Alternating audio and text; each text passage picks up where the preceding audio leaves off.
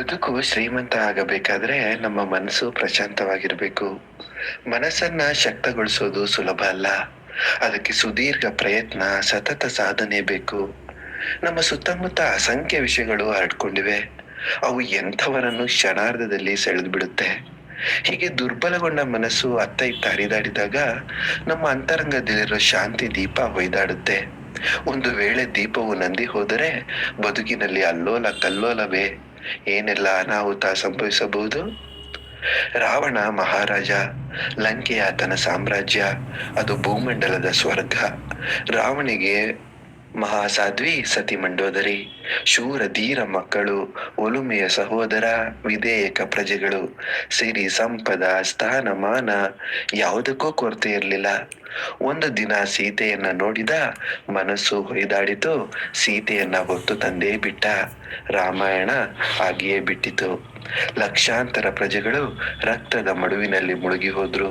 ಸೀತೆಯ ಸೌಂದರ್ಯ ಕಂಡು ರಾವಣನ ಮನಸ್ಸು ಹೊಯ್ದಾಡಿದ್ದು ಇಷ್ಟೆಲ್ಲ ಅನಾಹುತಕ್ಕೆ ಕಾರಣ.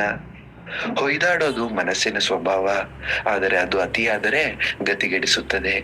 ದೊಡ್ಡ ಮನೆಯ ಒಂದು ಚೀಪುಗಲ್ಲು ಅಲುಗಾಡಿದರೆ ಇದೇನ್ ಮಹಾ ಎಂದು ನಾವು ಅಲಕ್ಷ್ಯ ಮಾಡಿ ಬಿಡುತ್ತೇವೆ.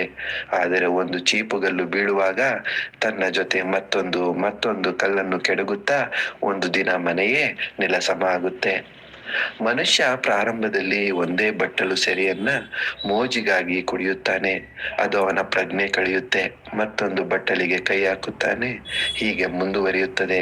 ಒಂದು ದಿನ ಅವನ ಹೊಲ, ಮನೆ, ಸಿರಿ, ಸಂಪದ, ಮಾನ, ಮರ್ಯಾದೆ, ತ್ರಾಣ, ಪ್ರಾಣ ಎಲ್ಲವೂ ಹೆಂಡದ ಹೊಳೆಯಲ್ಲಿ ತೇಲಿ ಹೋಗುತ್ತೆ. ಬಟ್ಟಲು ಸಣ್ಣದಾದರೂ ಅದು ಮಾಡುವ ಅನಾಹುತ ದೊಡ್ಡದ್ದು. ಇದರರ್ಥ ಮನುಷ್ಯನ ಕಣ್ಣು ಕಿವಿ ಮುಚ್ಚಿಕೊಂಡು ಬದುಕಬೇಕು ಎಂದಲ್ಲ. ನೋಡಿಯೂ ನೋಡದಂತೆ, ಕೇಳಿಯೂ ಕೇಳದಂತೆ ಇರಬೇಕು. ದೀಪವು ಸ್ವಲ್ಪ ಹೊಯ್ದಾಡಿದರೆ ದೀಪದ ಸೌಂದರ್ಯ ಇಮ್ಮಡಿಸುತ್ತದೆ. ಹೊಯ್ದಾಟ ಅತಿಯಾದರೆ ಆರಿ ಹೋಗುತ್ತೆ. ರೆಂಬೆ ಕೊಂಬೆಗಳು ತೂಗಿ ತೊನೆಯೆತ್ತಿದರೆ ಮರದ ಸೌಂದರ್ಯ ಹೆಚ್ಚು, ಅದು ಅತಿಯಾದರೆ ಮರವೇ ಬುಡಮೇಲು. ಹೀಗೆ ನಮ್ಮ ಮನೋದೀಪ ಅಥವಾ ಮನೋವೃಕ್ಷವು ಹಿತಮಿತವಾಗಿ ಹೊಯ್ದಾಡುತ್ತಿದ್ದರೆ ನಮ್ಮ ಶಾಂತಿಗೆ ಭಂಗ ಬರುವುದಿಲ್ಲ.